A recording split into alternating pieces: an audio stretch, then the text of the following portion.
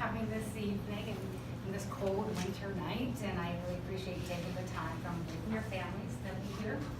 My name is Andrea Platt, and I did my action research project on does the use of phonological encoding activities improve nonsense word fluency? The school setting, it is a rural setting.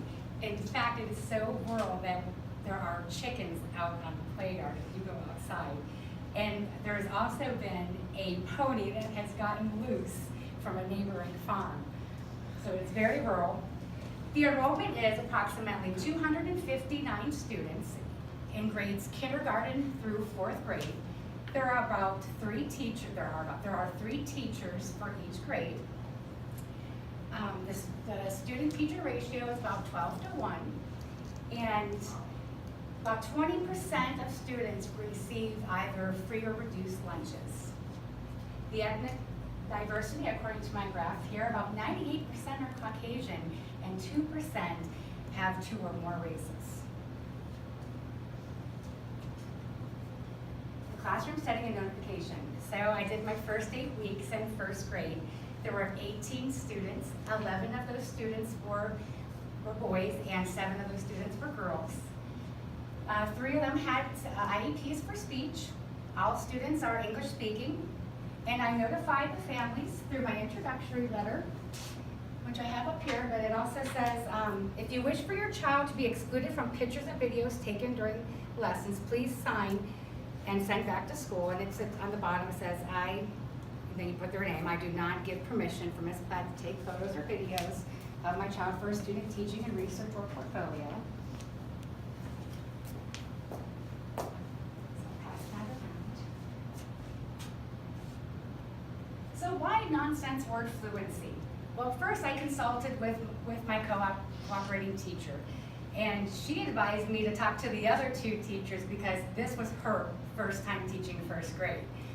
So I talked to the other 2 1st grade teachers, the veteran teachers. I mean, they're there over 15 years or more. And I consulted the reading specialist. And I have learned that students mostly struggle with reading nonsense words. And they advised me that the dynamic indicators of beginning early literacy skills, also known as DIBELS, reveals a strong weakness in recoding nonsense words. The Nonsense Word Fluency Probe is designed to help teachers in identifying students who have difficulty with the alphabetical principle, which is words composed of letters that represent sounds, and the letter-sound correspondence, which is also known as phonological recoding, which is the systematic relationship of letters and phonemes to produce pronunciations. As teachers, we tend to teach to patterns and chunks, and students look for those. Most students have the ability to decode nonsense words, but they struggle to recode nonsense words because they want to make sense of them.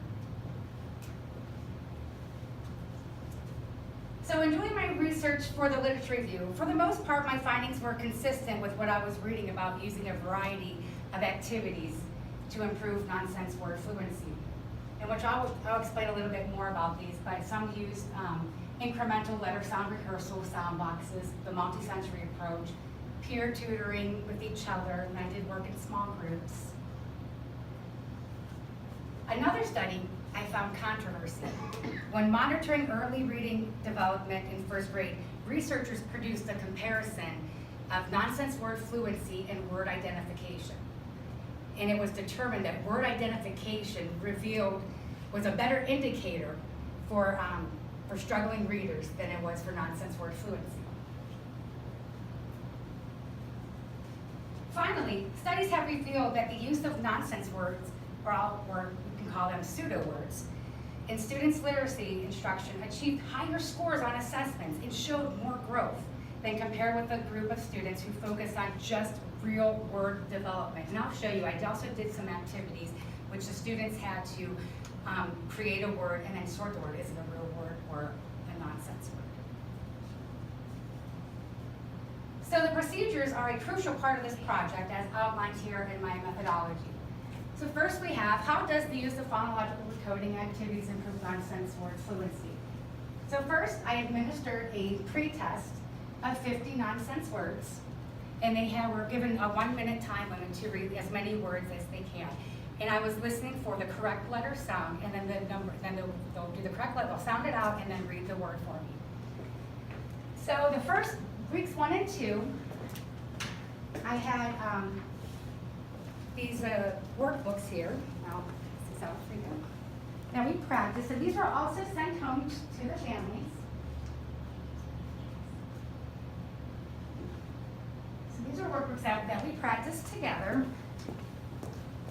And then we also played some games. So then the next weeks 3 and 4, we did a spin and win, and the kids loved this.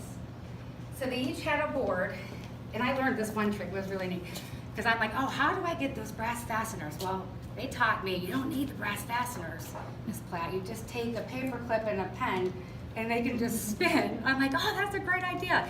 So what they did is that first they went, I have them numbered here. Actually, I'll give you a board. I have them numbered. And they would spin a letter, and then they would write their letters. Then they would make the word. And then we decided, is it a real word or not a real word? Oh, the kids will love playing this. So this was one of the activities here I did. Another one I had was sorting the real words. Again, I had another spinning game with real words and nonsense words. And then kids in first grade, they love the cutting hands on everything and colors. So I had another activity here for you. Then week 5, we went back to the practice books. And then finally, I administered something similar to this, but with different words. I mean, it was just in a different order, okay? And then I took those results, I collected my data, and then I graphed it. In terms of measures, there was a pre-test, which is noted here in the first column. These are my students. I had 5 students. And I had these 5 students because these were also the 5 students that had the lowest DIBELS score. So that's, and my cooperating teacher had advised me, these are the students that you are going to work with, and that's how I ended up with these 5 students. So the first column is the pre-test, the second column is the post-test. This graph right here is for the correct letter sounds. And the correct letter, all students in this graph had definitely showed some growth. As you can see, this is words correct. Again, here are my students down here on the bottom. The first column is the pre-test. The second bar is the post-test. In this, I analyzed the number of words read correctly. And you can see in this one that some students, they had made some growth between the pre-test to the post-test, some more than others. So the interpretation of data. In terms of my results, my research question was affirmed. Phonological recoding activities yielded higher student achievement in nonsense word fluency. Correct letter sounds. Each student showed improvement from the pre-test to the post-test with an average increase of 27%. Correct letters, words correct. Each student showed improvement from the pre-test to the post-test with an average increase of 83%. From the data collected, no student had a negative response to my activities. Student 4 did not show much improvement in correct letter sounds, but much improvement for words read correct. Student 2 had the highest improvement. In fact, this student made 50% and more in both categories. This increase suggests that phonological recoding activities affect students' nonsense word fluency. When it comes to implications for this study, there were higher achievements when using phonological recoding activities that yielded a gain in nonsense word fluency. For myself, I would continue using these activities. I would look for more activities. There are so many other resources which I would love to do. But again, as teachers, we know time is a huge issue to get everything in. I would also continue working in small groups. Small groups, that one-on-one, they need that at such a young age. They need to have it modeled to you. They need to hear it. They need to see your excitement. and they need to practice, and they need to hear each other. For teachers, I would also continue using these activities.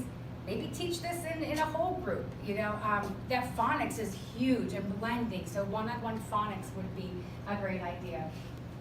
And it'll also build on their fluency, giving them a fluency test every week as a progress monitoring tool. For families, again, practice these workbooks. Even have the student be the teacher to the parent and have them do it, just to have that trade-off, make it a fun game. Play these games at home with their families. I think it would be a great idea. And they can sort those words into real words or nonsense words, or even make up lists of their own. The references that I discussed in this PowerPoint included studies by Cardenas, Fuchs, Compton, Good, Baker, Payton, Bosma, Rossum. Thank you so much for listening.